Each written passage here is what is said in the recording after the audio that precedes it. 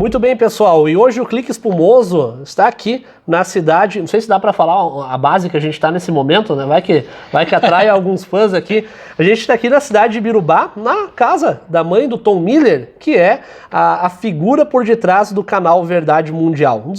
Olha, eu falo por mim, Tom, não tô puxando o saco porque tô aqui na tua frente, mas um dos melhores canais que fala sobre mistérios, em especial ufologia. E para mim é uma grande honra, a gente já conversou, já fizemos várias outras entrevistas, mas essa é a primeira vez pessoalmente onde a gente consegue se encontrar e trocar essa ideia. Hoje a gente vai falar sobre várias coisas aqui que tá pegando fogo e não é nada a ver com política, antes que o pessoal confunda, é o mundo da ufologia aqui em especial, esses últimos dias aí, olha, tem muita coisa. Antes de a gente começar, Tom, pedir para te se apresentar para quem está nos assistindo pela primeira vez, quem é o Tom Miller? Então, galera, meu nome é Tom, eu sou fotógrafo, mas tenho o canal Verdade Mundial no YouTube. A gente tem um trabalho já desde 2011 com o blog e, enfim, a gente divulga tudo que sai dentro da mídia e fora da mídia sobre ufologia, enfim, o que a mídia tradicional não mostra, a gente coloca lá no Verdade Mundial já faz uns bons anos e agora, no momento, mais do que nunca, a ufologia está em alta e a gente está vasculhando, garimpando onde pode, né? Eu tô aqui tomando um cafezinho que a mãe do Tom fez pra nós, muito bom. Como é que é o nome da tua mãe mesmo? Até para o pessoal agradecer o café. Rosa. A Dona Rosa, Dona muito Rosa. Obrigado aqui pelo café. Uma delícia, um cafezinho recém-passado pra nós. Olha, Tom, primeiramente também, aproveitando o gancho aqui, o Tom tá em Birubá nesse momento, justamente por causa de uma, não sei se dá pra falar que é turnê? A gente tá fazendo um show reunindo os amigos aí depois da pandemia, a gente não tinha feito show ainda, né? Uhum. Os Muttley aqui, que o pessoal já conhece da região. E agora acho que vai fazer uns 3 anos que a gente não toca, né? Depois da pandemia. E agora a gente vai fazer shows aí. A gente tem agora dia 11, agora na sexta, amanhã, né? Amanhã, isso. E no dia 12. 11 no Jacaré Pub e dia 12 no Luger. Isso, Burger Lurger, se eu não estou enganado, acho que esse é o nome.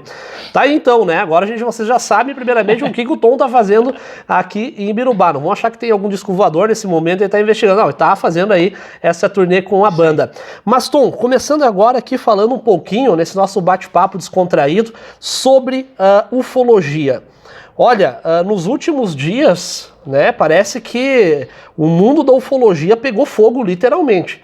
Porque nos últimos 5 dias, se eu não estou enganado, pode me corrigir, vários avistamentos, e aqui é importante falar quando se fala em OVNI, eu pedi para te explicar o que é o OVNI e outras abreviações, porque quando se fala em OVNI o pessoal já acha que é ET, e OVNI nada mais é que um objeto voador não identificado.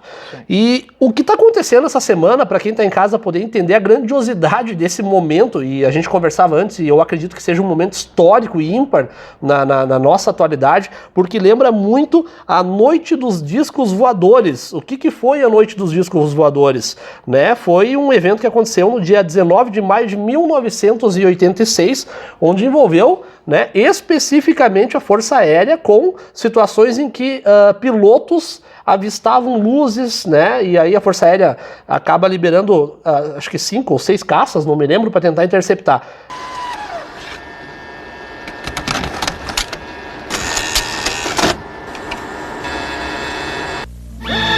Esta semana, altas autoridades militares do Brasil admitiram publicamente pela primeira vez ter visto objetos voadores não identificados, os OVNIs. O próprio ministro da Aeronáutica, Brigadeiro Moreira Lima, deu entrevista para informar que pilotos das bases de Santa Cruz, no Rio de Janeiro, e de Anápolis, em Goiás, chegaram até a perseguir e a ser perseguidos pelos objetos voadores não identificados na região de São José dos Campos, sobre o Vale do Paraíba, e trechos do estado do Rio de Janeiro. Eram 21 OVNIs, segundo os militares, que ficaram mais de 3 horas sobrevoando o território brasileiro na noite de segunda e madrugada de terça-feira. Toda vez que é detectado algum objeto não identificado, evidentemente há um processo bastante eficiente de verificar se foi alguma aeronave que está voando sem um plano de voo aprovado, etc. Mas quando se comprova que é algo diferente, as aeronaves então são acionadas. O que ocorreu foi que os radares detectaram vários objetos não identificados. E agora, Tom, o que está acontecendo que tantos pilotos de avião, e aqui a gente está falando de empresas sérias, né? É o cara que está passando, sei lá, veneno na lavoura e mandou um recado. Não desmerecendo, mas são empresas grandes, né, do mundo da aviação que têm reportado avistamento de luzes aqui no Rio Grande do Sul. A gente começou os primeiros avistamentos, dizem que fazem 2 semanas já aqui no Brasil, né? Mas Santa Catarina vai fechar 1.000 casos agora, em dezembro. Isso já não chegou nos 1.000 casos, incluindo esses de agora, né? Então tem quase 1.000 casos em Santa Catarina, de janeiro de 2022 até agora, em novembro. Relatando luzes, fenômenos aéreos não identificados acima do mar, todo tipo de fenômeno não identificado. OVNI, pilotos de aviões que sobrevoavam Porto Alegre, no Rio Grande do Sul, por volta das 23 horas do sábado, dia 5, relataram ter avistado um objeto voador não identificado. As descrições são de luzes que se cruzavam ao sul da cidade. As conversas com a Controladoria de Tráfego Aéreo foram gravadas por um canal do YouTube que registra a comunicação da Central de Controle do Aeroporto Salgado Filho. Gentileza, só por curiosidade, tem alguma reporte de algum objeto na nossa posição de 10 para 11 horas?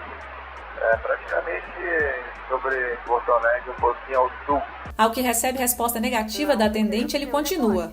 Algumas luzes, por vezes elas apagam e acendem, às vezes são uma, às vezes 2 ou 3. Alguns minutos depois, o piloto volta a falar com a central. Só para informação, a gente ainda continua avistando as luzes. Agora, de uma outra perspectiva, ela está bem ao sul de Porto Alegre, da cidade, bem ao sul, sentido Argentina, sentido sul do estado. E as luzes continuam aparecendo e se cruzando no céu. Ciente, o pessoal da torre informou que também avistou, porém diz que elas estão paradas.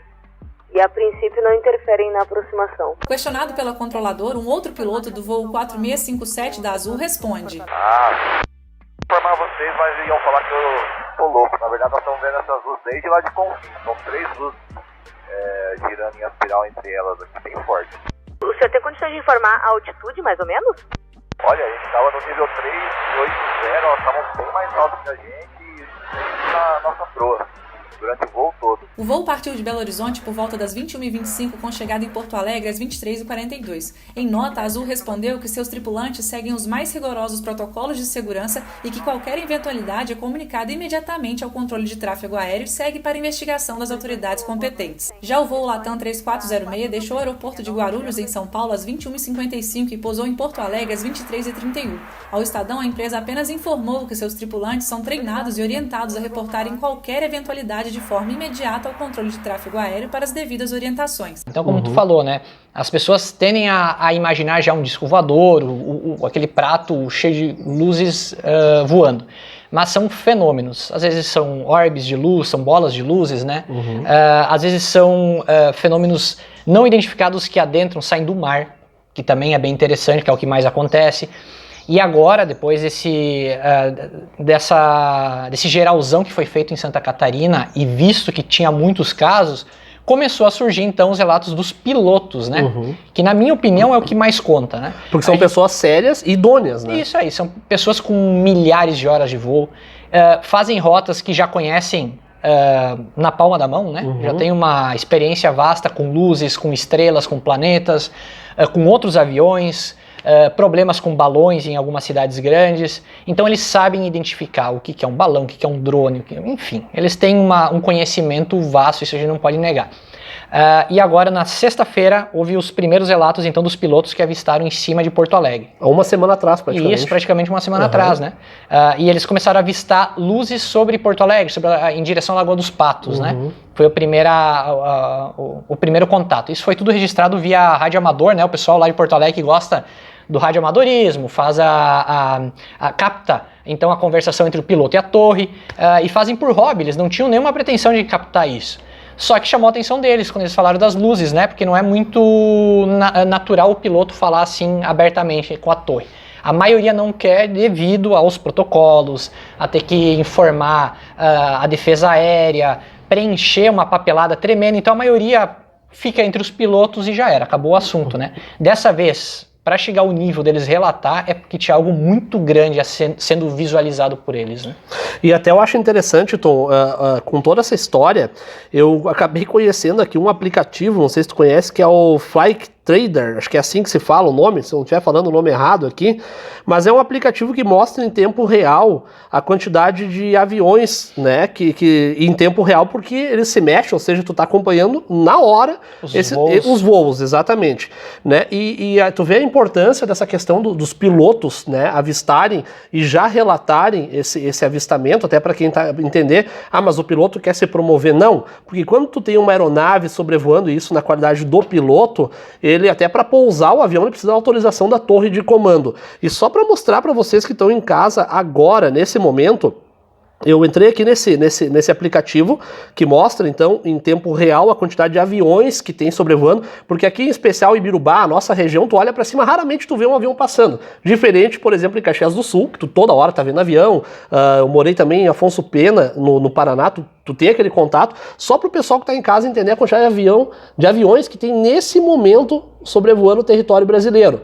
Então daí para entender a gravidade de um piloto tá prestes a pousar e enxergar, sei lá o que está sobrevoando ali, ao mesmo tempo que ele está vendo, outras aeronaves também estão enxergando, o radar não está vendo nada. E a gente está ainda com uma incógnita sobre os aviões, a rota dos aviões em Porto Alegre.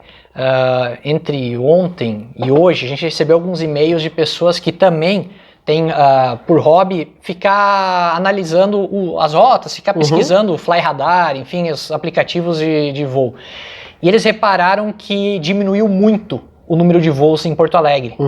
E eles querem saber o motivo. Daí, então a gente está pesquisando isso também junto do Salgado Filho. As rotas mudaram dos aviões, por onde eles vêm, por onde eles saem, por onde eles entram, que é uma rota já bem conhecida dos aviões em Porto Alegre, e agora nas últimas, pelo menos 48 horas, parece ter mudado alguma coisa. Já tem mais a alegação de mais 2 aviões da Força Aérea que saíram para averiguar, mas não encontraram nada, né? Isso é importante, porque no caso da noite oficial dos discos voadores, a Força Aérea acaba liberando, então, alguns caças e o mais interessante é que, e esses áudios, eu me lembro que a primeira vez que eu ouvi falar sobre isso foi no teu canal, esses áudios do cockpit, né, onde o piloto está comandando ali, existem, são disponíveis hoje esses áudios, o próprio Fantástico fez uma cobertura gigantesca disso há um tempo atrás, em que eles falavam, olha, a gente está aqui em velocidade... Eles têm os termos dele, a gente está numa velocidade muito grande e ainda assim a gente não consegue nem se aproximar. Quando a gente tenta se aproximar, parece que eles vão a uma velocidade que a nossa tecnologia não permite. E o que a gente vê hoje, como tu falou, foi mandar esses 2 aviões, não encontraram nada, e eu vi no teu canal, inclusive no último vídeo, você pode entrar, procurar no YouTube, canal Verdade Mundial, vai cair no canal do Tom, o vídeo de ontem que tu disponibilizou, inclusive com áudios ali dos pilotos. E agora, mais diferente, os pilotos ainda teve casos que eles pegaram o seu celular e não, tá aqui, ó, eu tô vendo, são 2 luzes e elas parecem que estão dançando uma com a outra ali. E tem outras pessoas, outros pilotos também enxergando avistamentos, inclusive tu falou de pessoas na Terra, conseguindo visualizar.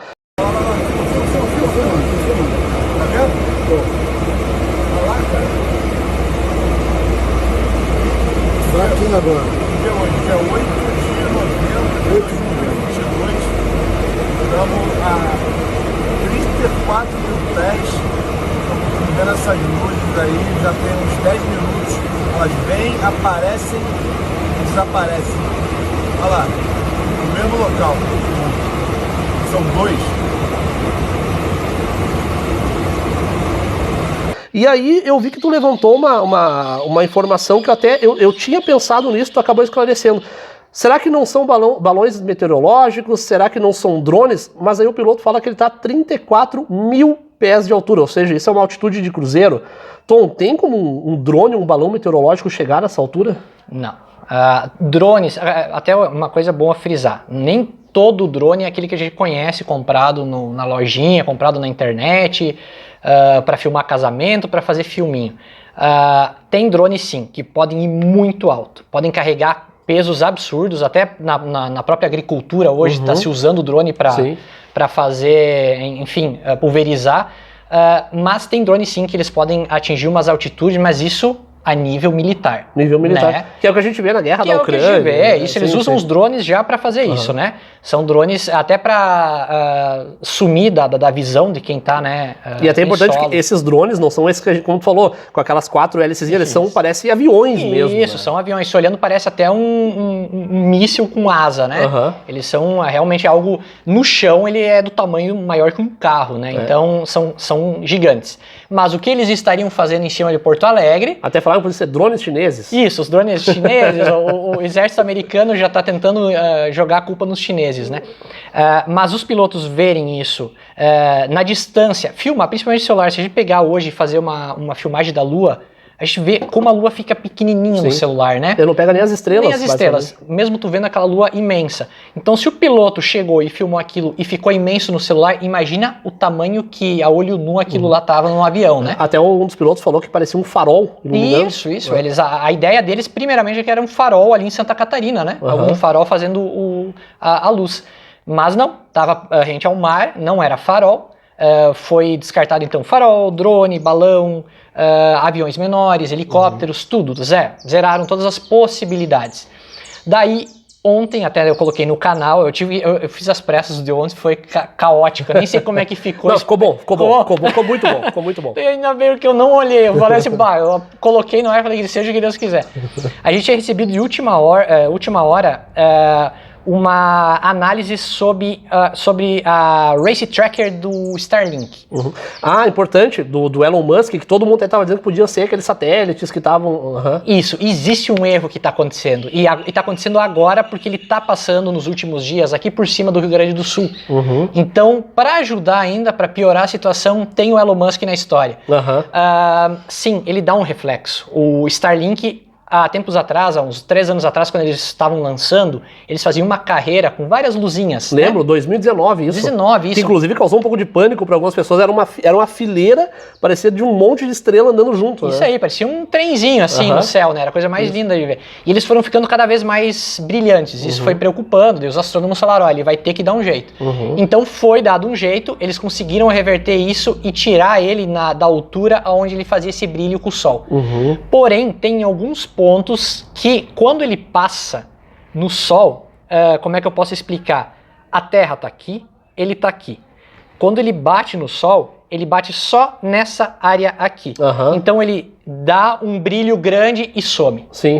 E a galera já acha que é disco voador, que é extraterrestre. Mas é o Starlink dando esse brilho, essa clareada.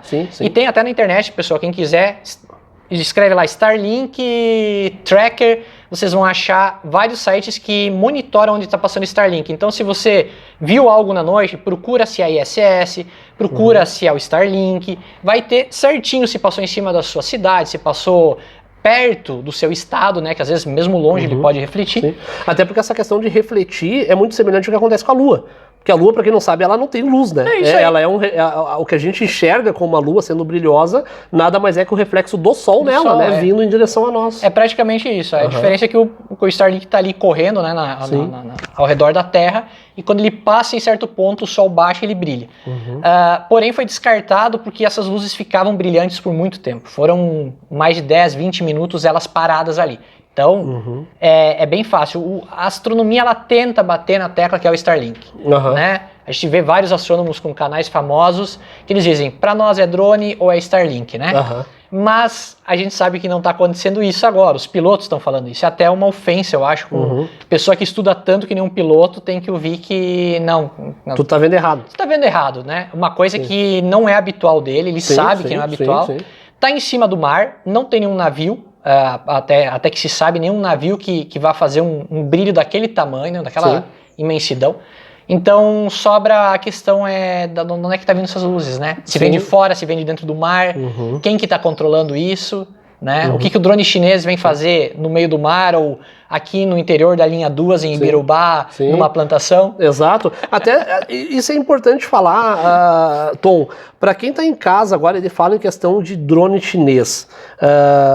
Olha, eu tenho um conhecimento raso nessa questão do espaço aéreo brasileiro, mas até onde eu sei, ainda que quisessem mandar drones chineses para cá, eles estariam cometendo um crime contra a soberania brasileira.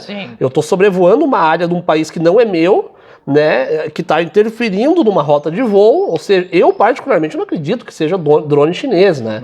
E o interessante dessa questão toda, e aí isso tem essa familiaridade muito grande com a noite oficial dos discos voadores. Eu tenho visto muita gente comparando pela questão dos avistamentos, o próprio sistema de radar que não está pegando aquilo ali, mas está sendo enxergado a olho nu, e aí fica aquela pergunta, será que são alienígenas? Olha, eu tenho as minhas dúvidas ainda. A gente discutiu bastante isso, tanto lá no Flow, no Paranormal. A gente, em vários pontos alguém bate nessa tecla, mas eles vêm de fora ou eles já estão aqui? Né? A gente vê tanto estudo mostrando que eles já estão aqui há tanto tempo, que as escrituras sagradas falam da ajuda divina, as mega estruturas em volta do mundo. Tem muita gente que refuta isso e diz, não, estão até... desmerecendo o trabalho, né, dos construtores aqui, né, do homem, mas que parece que o homem teve uma ajuda de fora para conseguir construir tudo aquilo, tem. E daí fica a questão, eles estão vindo de muito longe, tem essa tecnologia, buraco de minhoca, o portal para fazer isso, ou eles estão instalados aqui há muito tempo já, né? Sim, sim. Então a gente tem muito mais relatos hoje na marinha do que na aeronáutica. Isso é importante falar, porque quando se fala em espaço aéreo, para o cidadão comum vem a questão o quê? Aeronáutica. Isso aí. Né? Aeronáutica que comanda o espaço aéreo. E aí tem a questão da marinha, inclusive tu me falava que tu entrou em contato com a marinha, tá aguardando o retorno da marinha, e isso é importante para quem acompanha o trabalho do Tom, e isso foi uma das coisas que me fez gostar de acompanhar teu trabalho, porque o Tom, ele não trabalha com achismo. Tanto que eu me lembro que a primeira vez que a gente conversou numa entrevista, tu me disse, eu sempre pressuponho que é fraude. Né? Eu vou naquela ideia que não é fraude, porque se tu acreditar já de primeiro momento, tu vai dizer que tudo é ET. Tem um canal, acho que no History, que tudo pro cara é ET. Isso. O cara tem um cabelo espetado. Alienígenas do passado. Alienígenas do passado. Se tu falar que tem uma formiga vermelha, ele vai dizer que isso aqui é coisa de ET. Isso. Né? Então, foi modificada geneticamente pelos alienígenas. Exato, e isso é uma coisa que eu gosto do teu trabalho, porque primeiro, até quando a gente chegou aqui, a primeira coisa que o Tom falou, eu entrei em contato com a Marinha e estou aguardando o posicionamento, eles sempre respondem, já falei com a aeronáutica e tal, ou seja, o que tu traz de informação é com questão de documentos, inclusive, eu me lembro que ano passado, ou no início desse ano, não me lembro, tu tinha tido aqueles documentos em relação aos avistamentos americanos, se eu não me engano, tu trouxe documentos, ou seja, o trabalho do Tom é baseado em documentos oficiais. Isso. Não é achismo, o cara tá falando que viu um ET. Não, peraí, tá, ele viu um ET aonde, quando, como, né? Isso que eu acho importante no teu trabalho. E tu citou uma situação que eu achei interessante, que tu pode até falar, a questão de que o homem sabe menos do oceano, né, do que ele sabe da própria Lua, né? E aí tem aquela teoria de que se eles já estivessem, se eles já estão aqui, no caso alguma a raça alienígena, vamos falar assim, poderiam já estar vivendo aqui dentro, né? Os registros, pelo menos da Marinha, até o próprio Pentágono, o que deu todo esse giro que hoje a gente está se falando de novo de disco voador, a gente está falando sobre extraterrestre, foi graças à Marinha americana, né? O Pentágono, aqueles arquivos do Pentágono que foram expostos, saiu no Fantástico, saiu em tudo que é lugar, eram sobre OSNIs, objetos submersos não identificados, porque eles estavam percorrendo o oceano lá nos Estados Unidos. E os caças dos portas-aviões lá da Marinha, que foram levados, né? A maioria não sabe se aqueles caças vieram Tem a caça que veio da área 51, de todo lugar, mas não, eles saíram de porta-aviões da Marinha para perseguir aqueles OVNIs. Inclusive tem os vídeos, E tem os vídeos que foram relatados pelo Pentágono. Vídeos militares, não são vídeos feitos assim, embaixo de uma luz de um poste. Uma TechPix. Uma TechPix, né, que a gente nunca sabe. Até esses dias falaram, é engraçado, com toda a nossa tecnologia, quando avista um alienígena, a imagem é horrível. É horrível, né? Parece que eles têm uma mágica. E ali não, ali o exército estava filmando com os caças, as câmeras infravermelho, câmeras de temperatura. Então eles tinham muitas provas, tinham os pilotos, tinham as imagens, aquilo foi relatado, eles confirmaram não ser algo conhecido aqui. Então, lá no relatório, no relatório preliminar, que saiu em 2021, se eu não me engano, 2020, desculpa. Lá eles colocaram que de 144 casos que eles tinham pesquisado, 143 eles não souberam identificar. Então eles identificaram um só. Na verdade, que foi um balão que estava se esvaziando lá no oceano. Balão meteorológico. Eu tô fazendo um cafezinho aqui da Dona Rosa, né? Dona Rosa que nos presenteou com esse café, patrocinou esse café, então a gente vai conversando e eu vou preparando mais um aqui pra mim. Pois é, isso é interessante, Tom, porque essa questão de nomenclaturas, né? Tem OVNIs, tem OSNIs, como você falou, e daí tem toda essa questão de teorias, né? De por que porque eu acho interessante, tem aquele ditado que diz que a grama do vizinho é sempre mais verde. Marte é mais bonita, Saturno é mais bonito, a Terra é uma porcaria. Tem muita gente que acha que o que tem de bom tá fora. Só que isso é importante quando se fala, mas pra que os alienígenas não querem vir nessa porcaria de Terra? Eu já vi muita gente falando isso. Primeiro, a gente é o único planeta do nosso sistema solar que abriga a vida. Tem oxigênio, tem todas as condições climáticas de se abrigar a vida. Esse é o primeiro ponto. Então, se tu, e aí tu pode me corrigir, para uma raça alienígena vir até aqui, primeiro, ela tem que ter uma tecnologia infinitamente melhor que a nossa. Porque quando muito a gente conseguiu mandar sonda para fora. O homem só foi até a Lua, até onde se sabe, né? Mas a nossa tecnologia não nos permite mandar uma nave para Saturno tripulada. Né? Então tem isso. E aí entra a questão de buraco de minhoca, né? Que seriam, inclusive tem a série chamada O 100 que fala muito sobre buraco de minhoca, né? Que é uma forma criada de tu entrar numa entrada aqui e sair lá no outro lado, né? Atravessando universos ou enfim. E isso é interessante, Tom, porque tu fala muito nos teus vídeos sobre essas teorias, né? E teorias que de certa forma, tem embasamento físico também, né? Sim, são estudadas há mais de 70 anos. Né? As teorias antigas, que agora começam a se encaixar nessa história, né? Fica mais fácil de entender. Ela foi muito utilizada lá nos anos 50, quando começou a história dos discos voadores, eles tentavam entender como que eles faziam essas viagens longínquas do universo, né? Só que ninguém nunca olhou para dentro do nosso planeta e começou a pensar, tá, e se eles vêm daqui, né? Se eles já estão aqui. Se eles já estão aqui. Nós é que estamos enchendo o saco aqui, né? Quem sabe a gente veio depois, né? Eles já estavam aqui há muito tempo, né? Daí tem vários filmes que falam sobre essa teoria. É bem bacana a teoria eles terem colonizado esse planeta. Só que, como eu tinha comentado antes, o oceano ele é muito pouco explorado profundamente, sim, né? Sim. Pelo petróleo, praticamente. E tem muito relato, tanto nas plataformas, a marinha, pescadores, muitos relatam, e não só no mar, mas nos rios. Se pegar a Operação Prato, todos os pescadores falaram a mesma coisa. Esses objetos saíam da água, do rio. Então, como eles estavam lá? Se pesquisar um pouquinho mais para trás e pegar as tribos indígenas que vivem ali em volta dos rios, em volta da ilha, ali em Magé, onde aconteceu a Operação Prato, todos contam histórias milenares de índios que entravam na boca dos peixes e saíam em outros mundos. Eles dizem que esses peixes saíam da água e eles entravam. Claro que a gente sabe que isso não tem como acontecer. Sim, mas o que saía da água e fazia eles entrar e sair em outro lugar? Eles podiam entender que era um peixe, mas tipo... alegorias, né? Na nossa visão hoje poderia ser outra coisa, né? Isso. Eu acho interessante... Assim como os dragões no Japão, que pairavam no céu... Na Bíblia tem muitas coisas de fumaça que descia do céu com os anjos. Daí hoje a gente começar a tentar encaixar no mais próximo que a gente vê hoje seria um contato com outra civilização. Sim, exatamente. Porque essa questão até da Operação Prato que tu cita, e isso é importante, porque aqui a gente está tão imerso nesse mundo, mas tem pessoas que às vezes não sabem o que são, né? A gente teve várias ocorrências no Brasil, várias, isso aí não é brincadeira, e muitas dessas ocorrências tiveram, né, a inserção das Forças Armadas, como a gente teve a questão da Noite Oficial dos Discos Voadores, envolveu, né, para ter uma ideia, quando avistaram, né, aquelas luzes voando, o ministro das Minas e Energias da época estava em um avião. Eu me lembro que história isso, o radar entrou em contato, a parte que comanda ali, entrou em contato com o avião. O senhor tá vendo aonde? À esquerda, o cara olhou, tô enxergando, né, pô, o cara era um ministro das Minas e Energias, se eu não estou enganado, ministro das Minas e Energias. Então essa Noite Oficial dos Discos Voadores teve a entrada da aeronáutica, se eu não estou enganado, né? A gente teve a própria questão do ET de Varginha, que todo mundo fala, né? Em que houve a entrada do Exército Brasileiro.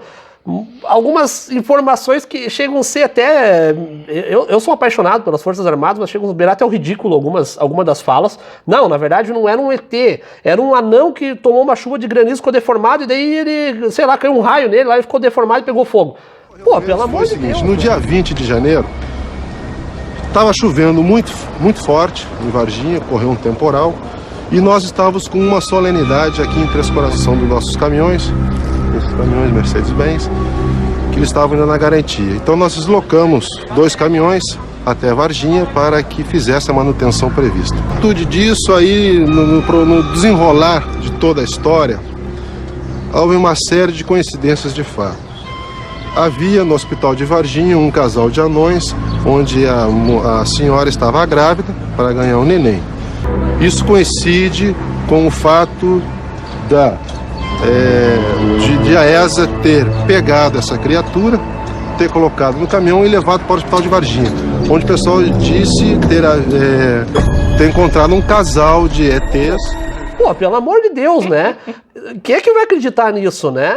E a gente teve a Operação Prato, em que teve exclusivamente a entrada do Exército Brasileiro ali, e inclusive relatórios militares que foram vazados depois, com desenhos que ainda o comandante fez. Não, é isso aqui que eu estou enxergando, né? Aeronaves que disparavam lasers e paralisavam as pessoas. Então, quando se fala em ufologia, tem muita gente que acaba levando na piada. Estão falando em ET. Só que desde que eu me entendo, e aqui, até a Thaisa me lembrou hoje de um caso em que o teu próprio avô teve... Aqui em Birubá, que teve... ou seja, só que quando se fala interior, se dá risada. Isso aí. O cara é louco. Arthur Berlé foi um clássico. O cara é louco. Eu cresci ouvindo as histórias do Arthur Berlé, que meu avô contava, né? Exato. Né? E aí, quando acontece no interior, é bobagem. Quando acontece que tem as Forças Armadas, dá um pouco mais de credibilidade e ainda tem gente que acaba rindo de uma situação. E se sair no Fantástico, todo mundo acredita. Daí todo mundo acredita. Tanto que a Noite Oficial dos Discos Voadores só é conhecida porque o Fantástico fez uma matéria. O Pentágono, agora também, esse relatório, o pessoal só ficou sabendo, só começou a ir atrás das histórias graças aos acontecimentos ali no Fantástico, no Jornal Nacional, enfim... Saiu na TV, o pessoal dá mais credibilidade pro negócio. Se o Jornal Nacional vir entrevistar o morador aqui do interior de Birubá, que viu o negócio, já dá mais credibilidade. Mas quando fica na boca do povo, parece que o negócio beira o ridículo, né? Beira o ridículo. É tratado de forma caricata muitas vezes, né? Como se fosse uma piada, alguém que está querendo levar uma fama. O caso do Arthur Berlé, um morador aqui, se eu não me engano, de Ernestina. Não é. Sarandi, desculpa. Sarandi, né? Que era um senhor, lá em 56, se eu não estou enganado, patrulheiro, né? Patrulheiro não, Tratoreiro, acho que esse é o termo, né? Ele estava se deslocando de um local ao outro, quando enxergou, né, num descampado, uma luz, parou o trator, não era normal, foi até lá ver e caiu duro, né? Como ele mesmo conta, quando enxergou aquilo, ele caiu, né, com a cara no chão, acordou, sendo levado para outra civilização. Só que o mais importante é que na época, quando ele voltou, apareceu, foi tratado como um bêbado, um ridículo e tal. Inclusive, eu entrevistei o Dário e o Alisson, que são bisnetos dele, se eu não estou enganado, ou netos dele, que contavam que tratavam ele como se fosse um louco. Só que as informações, na época, quando ele volta, o homem não tinha dado a volta na Terra, e quando ele voltou, ele disse: a Terra é azul. A Terra é azul. E se eu não me engano, Yuri Gagarin, 6, 7 anos depois, um cosmonauta russo, diz aquela frase: a Terra é azul. Né? Porque não se tinha essa ideia da atmosfera da Terra.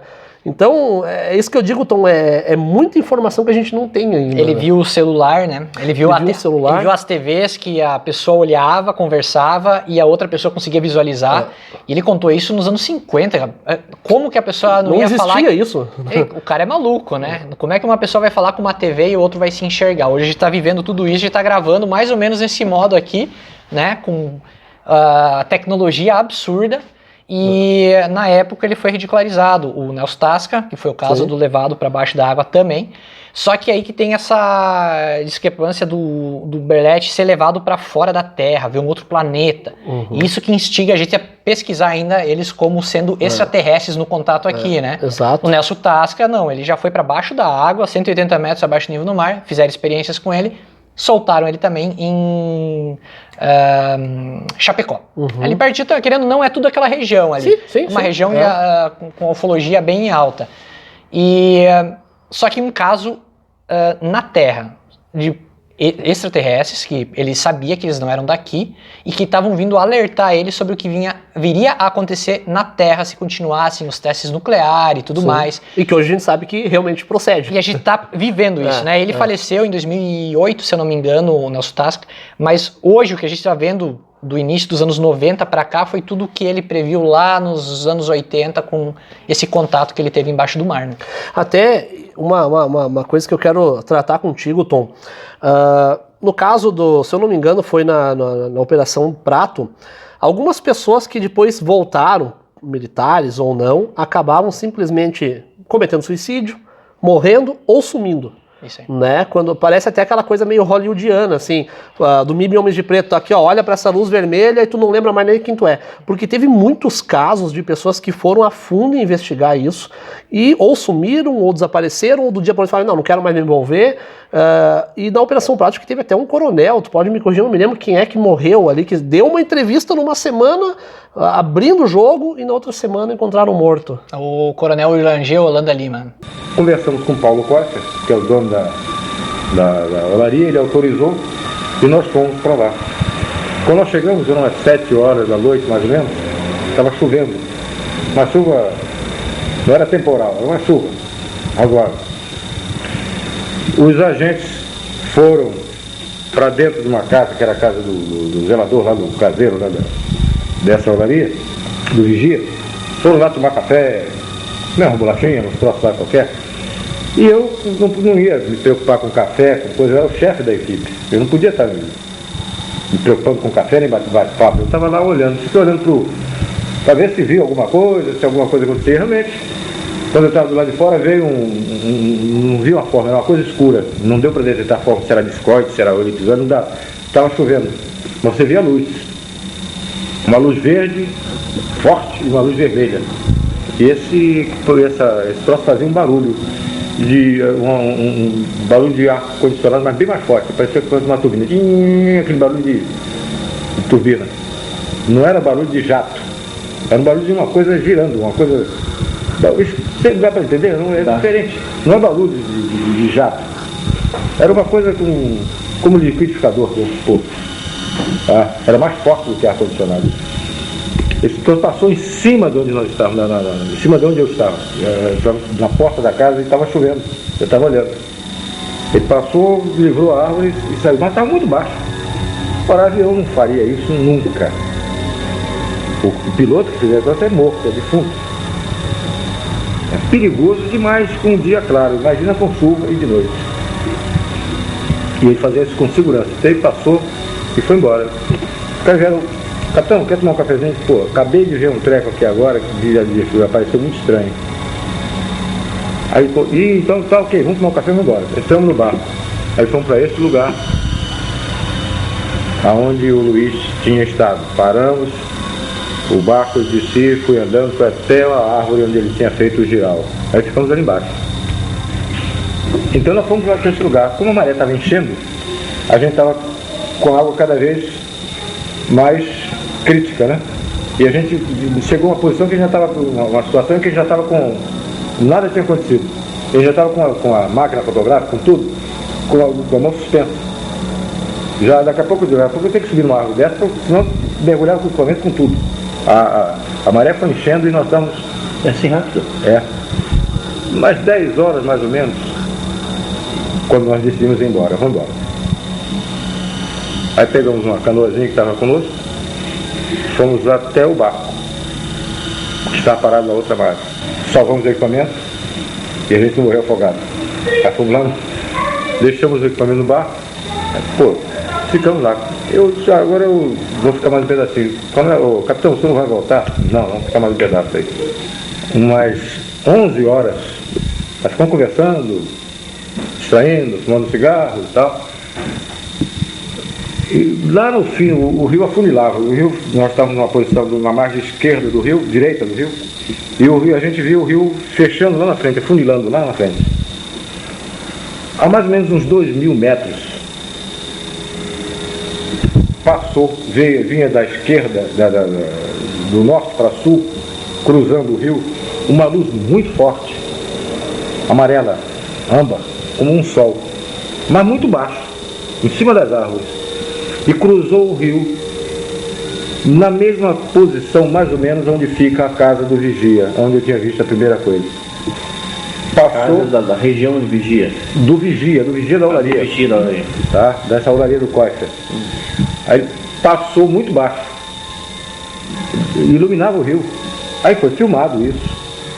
E no filme aparece ele tremeluzindo. Uma coisa assim. Uma luz que eu não sabia. Como se fosse uma chama esquisita. E aparece o rastro dela, a luz dela no rio. Foi filmado isso. E foi bem filmado. Quando você tinha um documento desse gênero, uma filmagem espetacular como essa, isso não ia para Brasília? Ainda não.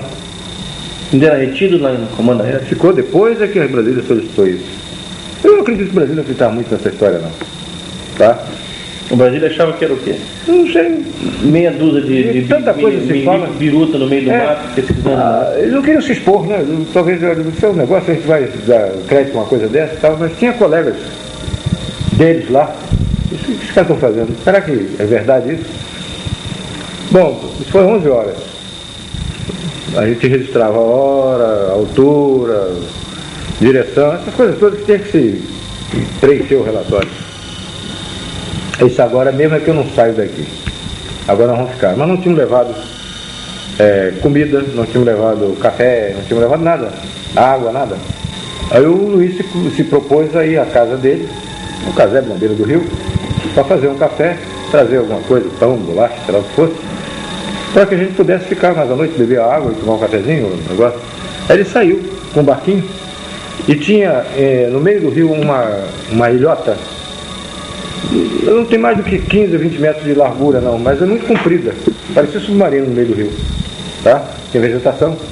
Ele saiu com o barco e desapareceu nessa ilha. Nós não vimos mais o Luiz. Ele foi remando uma canoazinha, uma pirogazinha pequenininha. Ele saiu com um garotinho, um menino de 9 anos, que foi com ele, foram remando, desapareceu do rio. Nós não vimos mais. Logo que ele desapareceu, não demorou muito, eu estava em pé, em cima da tolda do barco, e os agentes conversando, mas eu era o chefe, não podia estar me dando a luxo de estar tendo essas facilidades. Eles estavam lá à vontade, quem comandava era eu, então eu tinha que estar arisco. Veio do meu lado esquerdo, eu estava de frente para o fim do rio, para o começo do rio, aliás, onde nós vimos, da olaria. Do meu lado esquerdo vinha uma luz muito forte, a mesma luz amarela muito forte. Eu vi aquela coisa se aproximando e fiquei quieto. Depois que eu vi que era muito forte e que estava continuando vindo na direção, eu chamei a atenção dos agentes. Olha lá, aqui à direita. Os caras olharam, prepararam máquina fotográfica, filmadora, tudo. A coisa veio, mas estava baixo. Estava uns 200, 250 metros. Não estava muito alto, não. Passou em cima da gente. E quando chegou perto, na margem do rio, apagou aquela luz amarela, aquela luz forte, amarela, aquele sol amarelo, que a gente não via forte, só via luz. Apagou, de repente. Aí nós vimos uma forma estranha, uma forma de uma bola de futebol americana, aquela bola de ponta, tá? Aquela bola de futebol americana, muito grande, e como se fosse esse abajur, translúcida, tá? Só que tinha janelinhas no meio. Toda a extensão dela tinha janelinhas. Eu não vi ninguém atrás daquela janela. Mas que tinha janela, tinha. Tá? E era uma coisa muito grande. Mais ou menos uns 100 metros.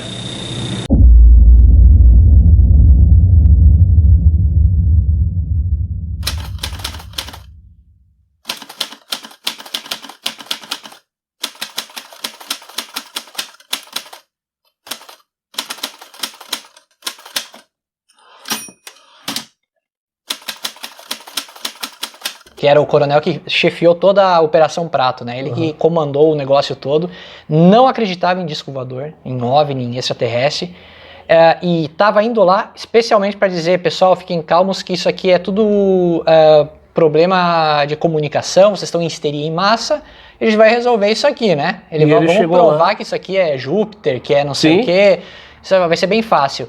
Só que foi passando o tempo, foi vindo o pessoal com queimaduras, né? O pessoal falando, a gente tá atirando neles, tá usando espingarda, tá usando madeira e panela para tentar assustar os demônios, que para eles... Eles não sabiam o que era, né? 77 numa ilha no Pará, né? Pensa, o máximo que eles conseguiam imaginar era a Bíblia, uma igrejinha, o padre e ponto, né?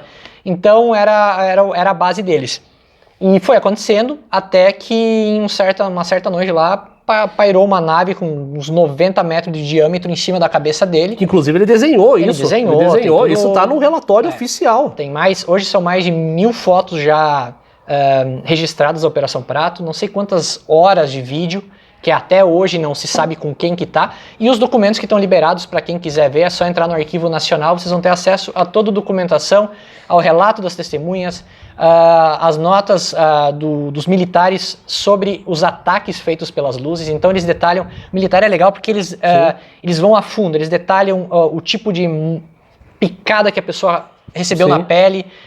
E eu ouso dizer que os militares brasileiros são os que ainda fazem o melhor trabalho em situações de detalhes, detalhar, né? São detalhistas. Isso, eles são muito detalhistas em cada ponto do que acontece no caso da Operação Prato. Se pegar os relatórios, eles pegam a testemunha, horário, tipo de avistamento, tipo de luz, cor da luz, o que essa luz fez, movimento, ângulo, grau. É uma coisa assim cirúrgica, né?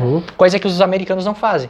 E nós temos tudo isso monitorado, relatado e oficializado no Arquivo Nacional pelas Forças Aéreas Brasileiras. Então, não é uma coisa que a gente tira da nossa imaginação, que a gente ouve falar que o vizinho comentou ou caiu numa rede de WhatsApp e estão compartilhando. Não, é oficial, tá lá e oficializado para quem quiser ver.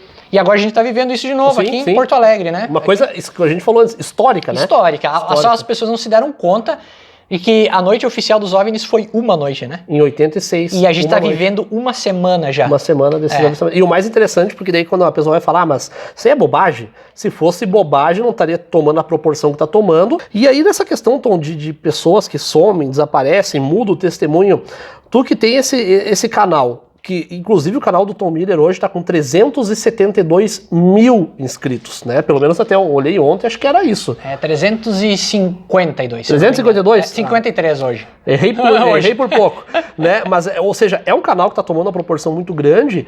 O Tom também teve no Flow Podcast há um tempo atrás, dentre outros trabalhos que o Tom vem realizando, que demonstra a credibilidade do trabalho dele, né? Como eu falei, sempre trazendo documentos e informações documentais, ou seja, nada. O Tom não tá abrindo uma câmera aqui, não, vamos falar sobre ET aqui, né?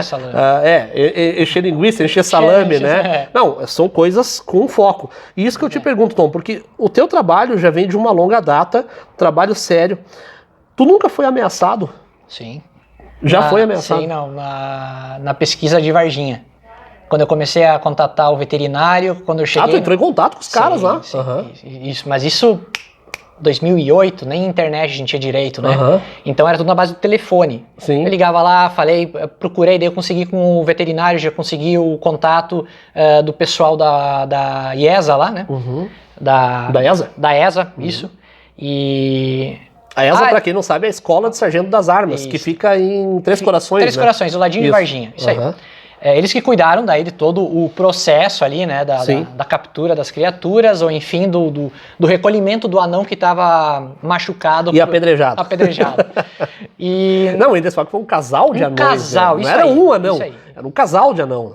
Como foi visto mais criaturas, era mais fácil, né, o casal de anão. Não, é que ninguém tá depreciando nada, mas é que foi o que eles falaram, né? Porque na cidade tinha tinha uma figura pública lá, que, né, um anão lá que vivia na cidade, tinha problemas e tal. Sim. E eles usaram ele como desculpa, né? Que ele estava na rua no dia que deu uma tempestade, lá em Varginha, bem no dia. E como caiu árvore, destelhou casa e tal, eles falaram, enfim, usaram o anão e disseram que ele estava machucado e as meninas viram essa pessoa.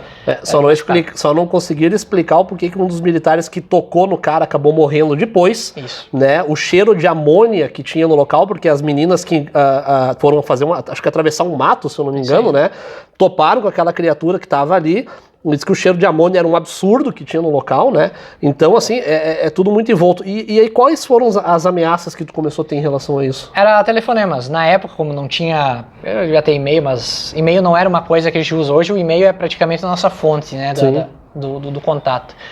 Mas na época, como eu fiz o contato com o veterinário, ele me passou alguns detalhes sobre a autópsia dos animais, né? Que eles morreram de causas iguais, porém eram espécies diferentes. Então ele falou, cara, esse aqui come pasto, esse aqui come inseto.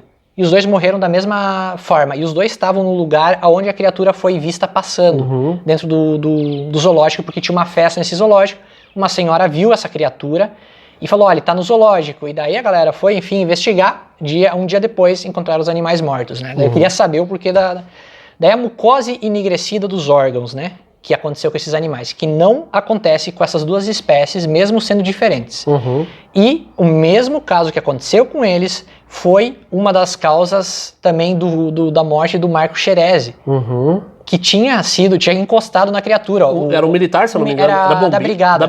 Da polícia militar. Da polícia militar, isso, da polícia militar.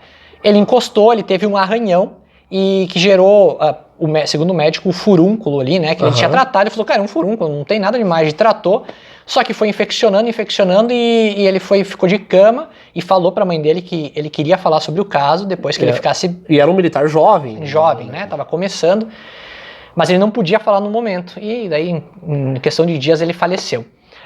E dias depois, então, eu fiz essas ligações, só que eu comecei a receber ligação. E essas ligações ficava mudo e desligava. Ficava mudo, desligava. E eu, beleza, a gente na época era acostumado a trotes e tal, só que eu nunca tinha recebido isso, foi só depois das ligações. E daí, de um certo e-mail com um monte de número e letras, eu recebi lá que era pra parar de falar sobre o caso. Enfim, depois ali eu pensei, putz, eu não tenho grana pra advogado, eu tava com, sei lá... Sim, é o mesmo que vai dar, né? 19 anos de idade, eu falei, cara, eu não tenho... não tem esse cacife pra bater para aguentar os malucos lá de Varginha, que eu nem sei com o que eu tô mexendo, né? Se é os militares mesmo ou tem alguém muito além dos militares. E daí, a partir daí, eu falei, bom, eu vou deixar quieto esse caso.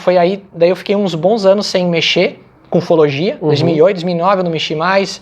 2010 não mexi mais, eu fui embora de Ibirubá em 2010. 2011... eu falei, vou colocar no ar o canal de novo, agora que eu tô mais estruturado, aí eu tava lá em Nova Prata já.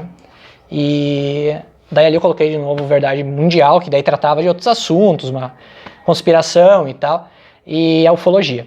Daí ali eu comecei a mexer de novo. Agora que a gente tem mais contato, que a gente pode chegar nas pessoas... E tu já criou um nome grande dentro da área também. Isso, já tem uma estrutura que dá pra falar assim, beleza, agora as pessoas vão querer falar comigo e se alguém ameaçar eu já tô... dando risada. Claro, até porque tu tem o teu jurídico também, né? Isso. Porque isso é interessante falar, porque muito se fala nessa questão, quando a pessoa investiga demais, tem um ditado que diz que se tu olhar muito pra dentro do abismo, o abismo vai olhar de volta pra ti. É mais ou menos isso, né? Inclusive com pessoas que investigaram esse tipo de coisa e também passaram muito por isso. E são coisas que, eu digo assim, o mundo ele é muito grande, né? O universo, então, até onde se sabe, é infinito, né? Nessa questão de tu ter esse conhecimento. Agora é impressionante como tu fala, como parece que há uma inteligência humana, né, tentando bloquear que se entenda, né, o que é esse caso, o que é aquele ali. É quase um MIB Homens de Preto, né? É isso aí. Eu tive agora a gente fez um congresso em julho. Foi julho lá em São Paulo, muito legal, congresso Nova Terra. Até vai ser um documentário agora que a gente dirigiu lá. E nesse congresso veio gente de todo lugar do Brasil. Tinha a doutora Mônica de Medeiros, tinha muitas pessoas legais lá palestrando. A minha parte era ufologia. Porém, todo o congresso é baseado mais na espiritualidade. Então o pessoal tava lá, enfim, se falava de seres de luz, falava daquele lado mais... Cada um tem o seu entendimento do que isso, a sua veia, né, dentro do estudo extraterrestre. Eu era o único que tava lá, eu sempre falava, eu sou o único que tá aqui pra estragar prazer, sabe? Pra falar, não, eu acredito aqui, ó, na prova, tem que me mostrar o ET, tem que mostrar o documento, né? Na ciência. Isso, na ciência. Eu quero ver documentos, quero ver a parte militar, porque daí eu tenho certeza que isso tá sendo estudado seriamente, né? Ninguém vai perder tempo, como os Estados Unidos, que colocou bilhões de dólares na pesquisa extraterrestre, que descobriram agora anos atrás, né? Então, empresas como a Bigelow, que é quem cuida da pesquisa ufológica dentro do Pentágono, é uma empresa, foi feita uma licitação e ver quem vai ganhar a licitação para cuidar dos discos voadores. A Bigelow foi lá e por tantos bilhões, eles iam estudar, eles iam fazer tudo o que fosse preciso para entender os discos voadores. Ele é um dos principais cabeças lá da parte dos foguetes lá nos Estados Unidos. Então, ele trabalha com a NASA, SpaceX. E esse cara... Ou seja, uma pessoa que colocou bilhões porque ele sabia o que estava mexendo, ele queria aquilo. Ele é o dono do rancho Skywalker lá, famoso. Né? Ele comprou o rancho para estudar porque ele sabia que tinha coisa ali. Então, se está envolvendo, eu sempre digo, segue o dinheiro. Quando tu seguir o dinheiro, tu vai saber se o negócio é quente ou não, né? Ninguém bota dinheiro pra botar fora. Ninguém vai aplicar dinheiro aqui sabendo que não vai render nada. É, isso aí. Ninguém vai subir os caças sabendo que a fortuna que é pra colocar um caça daqueles no céu, se for por bobagem. Por drone não vai ser, né? Exato. Então, se em Porto Alegre agora, nesses últimos dias, já rolou o caso de colocar os caças, é porque eles sabem que essas luzes têm alguma validação dentro desse fenômeno não identificado, né? E que estão dentro do globo terrestre, ou seja, não é um reflexo de alguma coisa que está vindo de fora. O lance ali é algo muito maior do que, por enquanto, a gente pode ver. Agora a gente está tendo os pilotos, tendo relato, muita gente agora que vai voar de noite também vai ficar mais atento com os celulares. Exato. Então, vai chegar uma hora que eles vão ter que dar uma explicação. Provavelmente a aeronáutica vai lançar alguma nota, eles costumam lançar uma nota. Não é para se esperar muito, não é para se esperar que vão falar que os extraterrestres estão chegando, eles nunca vão falar isso, né? Nem vão admitir, né? Nem vão admitir, né? Eles sempre vão tentar, pelo menos dentro da ciência, achar algum cientista que fale, me arranje alguma desculpa para... Até porque se forem admitir que há alienígenas, a própria defesa do país já está falhando. Isso aí, falhou. Já falhou, porque... Deixou entrar. Como é que tu vai ter uma aeronave, qualquer coisa que seja sobrevoando a tua soberania nacional... que tu não autorizou, porque até para quem vai entender, o drone, isso é importante falar, um drone hoje, esses drones simples que a gente compra, tu tem um nível de altura para voar com ele, acima daquela, inclusive todos os drones têm que ser catalogados, se eu não me engano, pela Anatel. Isso, a Anatel. Pela Anatel, na Anatel. Ou seja, há um controle, se eu pegar, tanto que eu me lembro que quando eu comecei a entender um pouco sobre drone, eu dizia, vamos ver até onde é que ele vai, aí a primeira coisa, não, tu não pode levantar ele para ver onde ele vai, tu tem uma altura para levantar ele, acima disso ou ele vai descer ou a Anatel acaba bloqueando o teu drone. Isso aí. Né? Porque há um controle, tanto que nos filmes eles falam, vamos sobrevoar abaixo para nós não sermos identificados. Bem coisa de Hollywood, né? Quem jogou GTA sabe disso, tem que voar, tem uma missão, tem que voar abaixo para o radar não te pegar. Mas é mais ou menos isso, né? São Paulo também tem áreas que tu não pode nem subir o drone lá dentro da cidade, né? Porque tem áreas que a Anatel não permite. O próprio Estados Unidos, que são a grande potência mundial da guerra, é a questão que todo mundo se faz. Se eles dizem que é chinês, como é que eles deixaram aqueles drones, eles ficaram dias parados em cima do mar, em volta dos navios deles? Como que eles deixaram isso acontecer? Sim, né? sim. Então, eles sabem o que é, a gente sabe o que é, a gente está mais ou menos que passando o pano para a história mundial, né? Enxugando gelo. Isso, a gente está enxugando gelo até que vai chegar o momento que não tem, é só ter um pouquinho de raciocínio e pensar, cara, por que não? Seria muito mais fácil, né, analisar por esse lado e falar, por que não, cara? Aí se a gente está conseguindo já sair, fazer algumas coisas além da Terra que a gente nem imaginava 50 anos atrás, imagina civilizações há milhões de anos na nossa frente que estão podendo fazer, né? Exatamente. Tá aqui, pessoal. A gente conversou com o Tom Miller antes de nós encerrar aqui, agradecer o presente que o Tom nos deu. Inclusive, Tom, pedi para tu fazer a propaganda também. Aqui as canequinhas, né, do canal Verdade Mundial. Né? Sempre via só na televisão, agora temos uma aqui, canequinha aqui ó, do canal Verdade Mundial, né? Toda ela. Essas são personalizadas, essa aqui o pessoal não vai conseguir comprar, só lamento. Essa é só para os VIP. Olha aí, ó. Mas quem quiser tem na loja lá, também tem canecas, tem camiseta, moletom, boné, tem de tudo lá. Exatamente. Tom, deixar para ti as considerações finais. Deixa eu guardar minha canequinha aqui. Essa aqui eu não vou tomar nem café, Tom. Eu vou guardar na minha prateleira com carinho mesmo. Né? Tem esse costume, quando eu ganho alguma coisa, eu deixo lá, porque se eu começar a tomar café agora, ou uma xícara vai bater na outra, daqui a pouco eu não tenho mais, né? E como ela é uma caneca VIP, essa aqui tem que ter um espacinho guardado. E as considerações finais, venda teu peixe também, falar um pouquinho das canecas, eu sei que tem camisas também, né? Tem uma série de produtos, quem quiser adquirir junto ao canal. Quem quiser acessar lá o youtube.com/Verdade Mundial, vai achar muito assunto sobre ufologia, astronomia, assuntos relacionados também à parte mais, conspiratória, de provas que, enfim, não vêm à tona. Tá tudo lá no Verdade Mundial. Quem quiser tem a loja também, tem link, os links estão todos lá. Estamos em todas as redes sociais, Twitter, Instagram, Facebook. digitou Verdade Mundial, vai achar eu e o Ananias lá, o ETzinho. Na capa não vai ser difícil de achar. E quem quiser apoiar o canal também tem o Apoia-se lá, ajuda mensalmente com um cafezinho, ajuda o canal lá a trampar, continuar o trampo. Com certeza. Tá aqui, pessoal, né? Uma baita figura aí, hoje tendo a honra de poder conversar pessoalmente com o Tom. Já havíamos feito algumas entrevistas ao longo dos últimos 3 anos, né? Sempre à distância, né, Tom? O Tom hoje mora em Veranópolis, né? Uma das cidades muito bonitas e uma das serras mais perigosas para se voltar de Caxias. Olha, Tom, a última viagem que a gente fez para Caxias, me aventurei em voltar por Veranópolis. Nossa. Nunca mais faço isso, né? É uma cidade muito linda, mas ô serrinha perigosa pro cara pegar um carro. Ainda mais quando ele não conhece, né? É isso a aí, gente tem a tendência a soltar o pé do freio e é difícil, mas uma cidade linda demais, maravilhosa. Acho que faz parte da Serra Gaúcha também, né? Sim, é da Serra, tá incrustada lá na Serra, terra da longevidade, lá onde o pessoal vive mais, né? Exatamente. Tá aí, pessoal. Muito obrigado pela companhia de vocês. Valeu, curta, compartilhe, deixe o seu comentário, se inscreva no canal do Tom, né? Como ele falou, é só digitar no YouTube ali, canal Verdade Mundial. Tem as outras plataformas também, Instagram, tem pesquisa no Google ali, Verdade Mundial também, tu vai cair no blog, sempre com os textos completos. E esse último vídeo de ontem que o Tom liberou, tem os áudios dos pilotos ali, bem completo, inclusive com a legenda, porque às vezes eles falam que não entende o que eles estão falando, é legendado, dá para todo mundo entender e ter uma noção da dimensão que isso está tomando nesse momento. Muito obrigado a todos, Fernando Cooper, com imagens de Thaisa Ferraz, para todos os leitores do Jornal Sentinela, ouvintes da Rádio Regional Mix, internautas do Clique Espumoso.